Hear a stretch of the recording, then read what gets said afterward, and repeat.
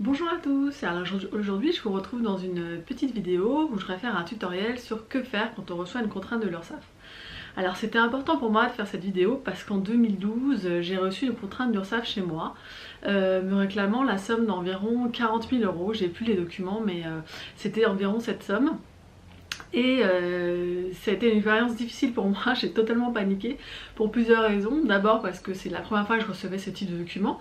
Alors une contrainte ça ressemble à ça, hein, je vous mettrai un zoom dans la vidéo. C'est la première fois que je recevais un document d'huissier chez moi qui me disait qu'il allait saisir mes biens mobiliers. La deuxième chose qui m'a fait paniquer, c'est que le montant était exorbitant, c'était 40 000 €. Je ne voyais pas du tout pourquoi l'URSSAF me réclamait 40 000 €, ça n'avait aucun rapport avec les revenus que j'avais à l'époque. Enfin ça me paraissait complètement délirant. Et la troisième raison pour laquelle j'ai paniqué, et vraiment paniqué, c'est que j'ai mis du temps à ouvrir mon courrier. À l'époque, je laissais traîner mes enveloppes chez moi. Et j'ai vu que le délai de contestation de la contrainte était dépassé. Il était dépassé de plusieurs jours, donc vous avez 15 jours pour faire opposition à la contrainte, on va y revenir après.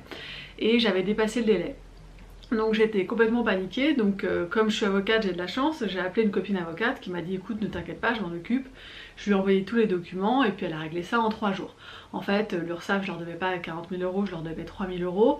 En fait ce qui s'était passé c'est que j'avais déménagé et que j'avais envoyé ma déclaration de revenus à mon ancien centre d'URSSAF, que le revenu n'avait pas été communiqué à mon nouveau centre et que mon nouveau centre ne voyant pas arriver de déclaration de revenus, il a fait ce qu'on appelle une taxation d'office, c'est-à-dire que quand l'URSSAF ne reçoit pas vos déclarations de revenus, il faut une taxation d'office. Ils vont mettre de manière volontaire un montant très élevé. En fait c'est pour faire réagir les gens, c'est pour obliger les gens à déclarer leurs revenus. Et du coup c'est pour ça qu'ils avaient fixé une somme qui était proche de 40 000 €. En fait je leur devais 3 000 €, donc ça s'est réglé en 3 jours, je leur ai payé ce que je leur devais. Mais j'ai vraiment paniqué parce que effectivement j'avais dépassé le délai d'opposition à contrainte et que ça n'a rien empêché un huissier de faire des saisies sur mes comptes bancaires ou de faire des saisies mobilières chez moi. Donc c'est pour ça que je voulais faire cette vidéo, pour vous expliquer un petit peu qu'est-ce qu'on fait quand on reçoit une contrainte d'URSSAF.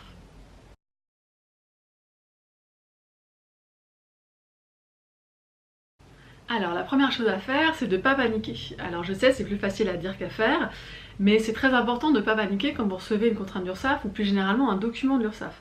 L'URSSAF, si vous êtes indépendant, profession libérale, entrepreneur, chef d'entreprise, n'importe quelle catégorie, vous allez avoir des relations avec l'URSSAF toute votre vie professionnelle. Donc l'important c'est d'essayer d'apprivoiser la bête, on va dire, hein, et de ne pas paniquer quand vous recevez des documents de l'URSSAF, et surtout et notamment quand vous recevez une contrainte de l'URSSAF.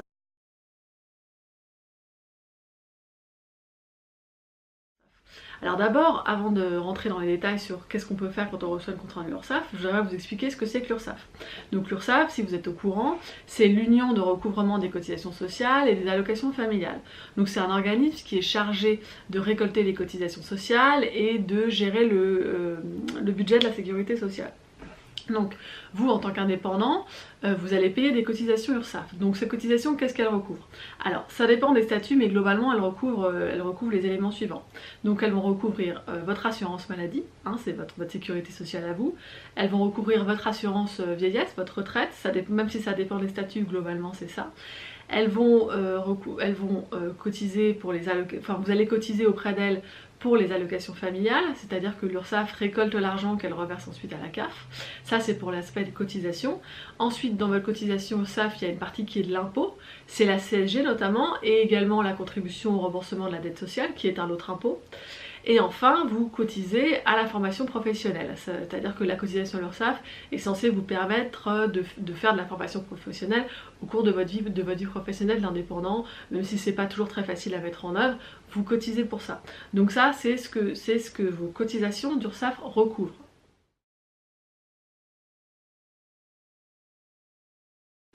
Alors ensuite, qu'est-ce qu'une contrainte délivrée par l'URSSAF? Alors la contrainte de l'URSSAF, c'est l'ultime étape de recouvrement de l'URSSAF.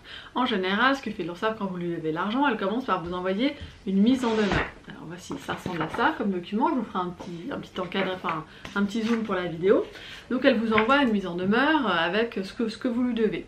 Si elle n'a pas de réponse pendant un mois sur cette mise en demeure, elle vous envoie une contrainte d'URSSAF, une contrainte, généralement en passant par un huissier. Donc vous pouvez recevoir un document d'huissier chez vous qui vous dit voilà, vous devez telle somme, et si cette somme n'est pas payée dans un délai de temps, on pourra saisir vos biens mobiliers. Alors, qu'est-ce qui fait que l'URSSAF peut envoyer de tels documents? Il faut savoir que l'URSSAF, comme les impôts, elle a un privilège, c'est-à-dire qu'elle n'est pas obligée de passer devant un juge pour faire des saisies sur les biens des gens. Si vous, par exemple, quelqu'un vous doit de l'argent, un partenaire commercial, vous n'allez pas pouvoir vous saisir sur son compte directement. Vous allez être obligé de passer devant un juge, de faire un procès, soit une procédure d'injonction de payer, mais en tout cas, vous ne pourrez pas de vous-même mandater un huissier pour qu'il saisisse son compte. Il faut impérativement qu'un juge ait pris une décision par ordonnance, par jugement, pour déclarer que telle personne vous doit telle somme. Et ce n'est qu'une fois que vous avez ce jugement que vous pouvez demander à un huissier de faire exécuter ce jugement. Au contraire, l'URSSAF, comme les impôts, ils n'ont pas à passer devant un juge. C'est-à-dire que le simple fait qu'ils vous fassent signifier une contrainte par huissier leur permet de se saisir sur vos comptes bancaires par exemple, ou de saisir sur vos biens. C'est pour ça que c'est très important de faire opposition à cette contrainte. Alors, le seul point délicat de l'opposition à contrainte, enfin le plus délicat, c'est le délai. C'est 15 jours. Vous avez 15 jours à compter de la réception de la contrainte pour vous opposer à cette contrainte. Alors, comment vous vous opposez à cette contrainte? Vous allez vous opposer à cette contrainte en envoyant un courrier par accusé-réception au tribunal des affaires sociales dont vous dépendez, c'est-à-dire le tribunal des affaires sociales de votre département. Vous allez lui envoyer un courrier motivé pour expliquer pourquoi la contrainte de l'URSSAF est infondée. Alors vous pouvez soit saisir un avocat pour le faire, hein, moi je fais ça régulièrement pour des clients, soit vous pouvez le faire vous-même. Dans la loi, il est marqué que le dossier doit être, enfin que l'opposition doit être motivée. Alors ça peut être un petit peu intimidant, on peut se dire ah ben, moi je suis pas juriste, je sais pas ce que je vais dire. En fait, voilà, moi ce que j'en pense, c'est que la motivation, alors des exemples de motivation, par exemple, vous pouvez dire que la dette est prescrite, que la dette est indue. Sur la qualité de la motivation, en réalité, je pense que la qualité de la motivation n'a pas à être très élevée. Pourquoi?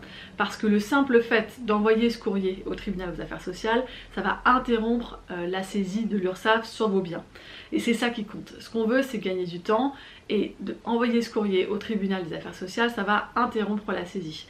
Après, la qualité de la motivation de votre opposition à contrainte, elle ne sera jugée en réalité que par le juge une fois que l'audience aura lieu. L'audience, elle aura lieu quand? Si vous n'avez pas beaucoup de chance et que vous êtes dans un département où les affaires vont vite, elle va avoir lieu au bout de quelques semaines ou plutôt quelques mois. Et si vous avez de la chance, si vous êtes dans un département où le tribunal est débordé, elle peut avoir lieu plusieurs années après. Moi, je me suis occupée d'un dossier dans les Hauts-de-Seine. On a fait une opposition à contrainte en 2014 ou 2015 et l'audience a eu lieu en 2018. Donc il y a eu quasiment 4 ans entre le moment où on a fait l'opposition à contrainte et le moment où l'audience a eu lieu. Donc, si vous faites une opposition à contrainte, vous allez au moins avoir quelques semaines, quelques mois pour souffler et pour essayer de régler la situation avec l'URSSAF.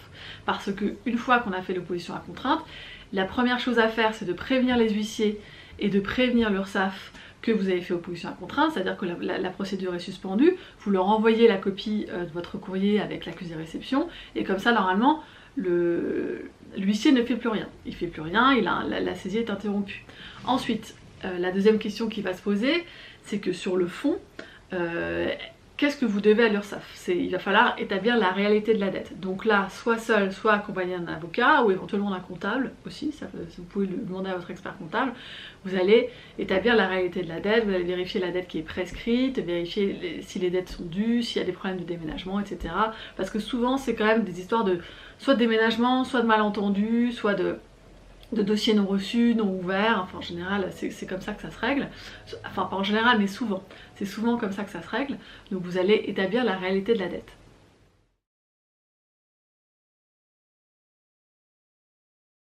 Alors une fois que vous avez établi la réalité de la dette, il va falloir négocier avec l'URSSAF. Alors pour négocier avec l'URSSAF, moi je conseille toujours de vous déplacer à votre centre URSSAF, surtout si vous ne l'avez jamais fait. Vous allez être reçu par un conseiller et vous allez discuter avec lui de qu'est-ce qu'on fait par rapport à cette dette. Si vous avez peur d'y aller tout seul, faites-vous accompagner, il y a plein de gens qui ont du mal à aller seuls dans ce type d'institution. J'ai plein de confrères notamment qui sont très intimidés. Enfin, il y a beaucoup de gens qui sont très intimidés par les URSSAF, donc il ne faut pas culpabiliser parce que vous êtes intimidé ou vous vous dites que vous n'êtes pas courageux. Je pense que ça n'a rien à voir. L'URSSAF exerce une violence légitime sur vous parce qu'elle a des pouvoirs exorbitants. Donc à partir de ce moment-là, il ne faut pas culpabiliser parce que vous avez peur d'aller voir l'URSSAF. Il faut plutôt essayer de vous trouver des solutions, par exemple vous faire accompagner pour y aller. Et parce que l'essentiel pour moi, c'est quand même de se déplacer et de rencontrer, d'être face à un être humain et de pouvoir discuter avec lui de comment vous allez payer cette dette auprès de l'URSSAF. Parce que l'URSSAF, vous pouvez lui demander plusieurs choses. Vous pouvez lui demander un aménagement de la dette, c'est-à-dire de payer sur un certain nombre de mois.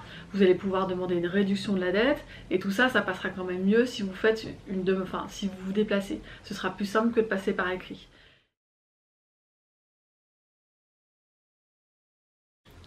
Si malheureusement aucune solution n'a été trouvée pour payer votre dette à l'URSSAF, l'audience devant le tribunal des affaires sociales, elle aura lieu, même si elle a lieu quelques années plus tard, elle aura lieu, et vous serez condamné à payer ce que vous devez à l'URSSAF. Par contre, sachez que si vous êtes condamné par le tribunal aux affaires sociales à payer votre dette à l'URSSAF, vous pouvez aller voir le juge de l'exécution pour demander des délais de paiement.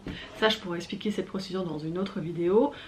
Quel que soit le jugement auquel vous êtes condamné, c'est-à-dire la somme d'argent à laquelle vous êtes condamné dans un jugement, vous pouvez toujours aller voir le juge de l'exécution, c'est comme ça que ça s'appelle, et c'est un juge qui peut vous accorder des délais de paiement sur les dettes que vous avez.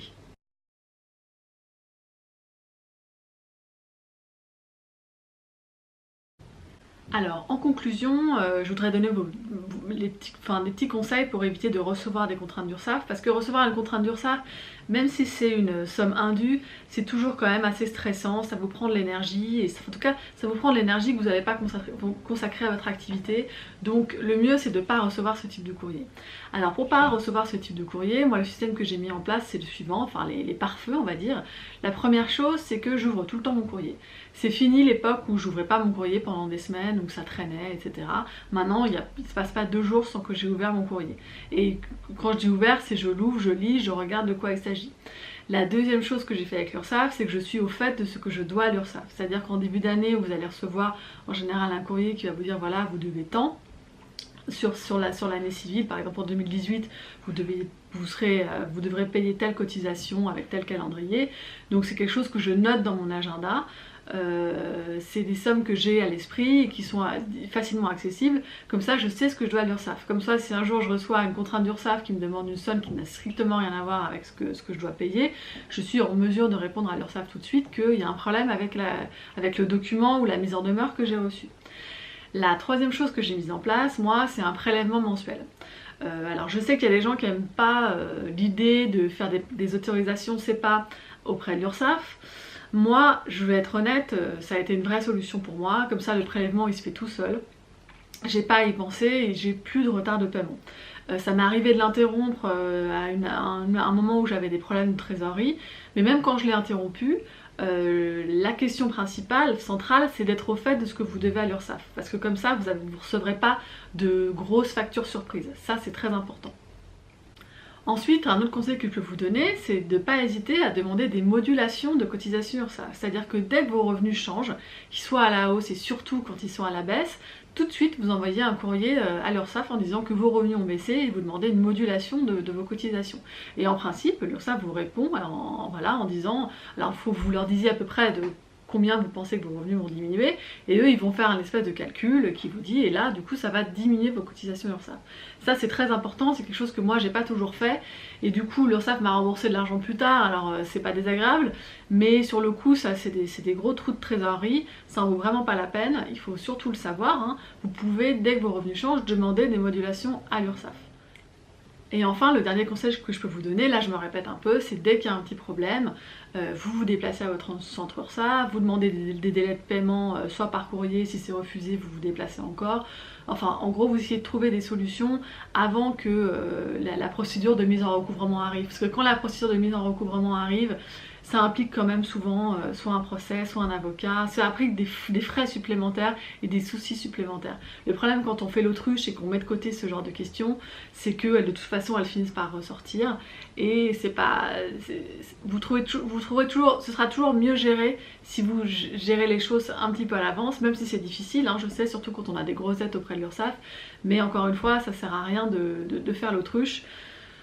Autant les rencontrer, essayer de négocier avec eux, après s'ils refusent, ils refusent, et puis ça ira au contentieux, mais au moins vous aurez essayé. Voilà, bah écoutez, j'espère que ces conseils vous auront été utiles. On se retrouve dans une future vidéo, au revoir.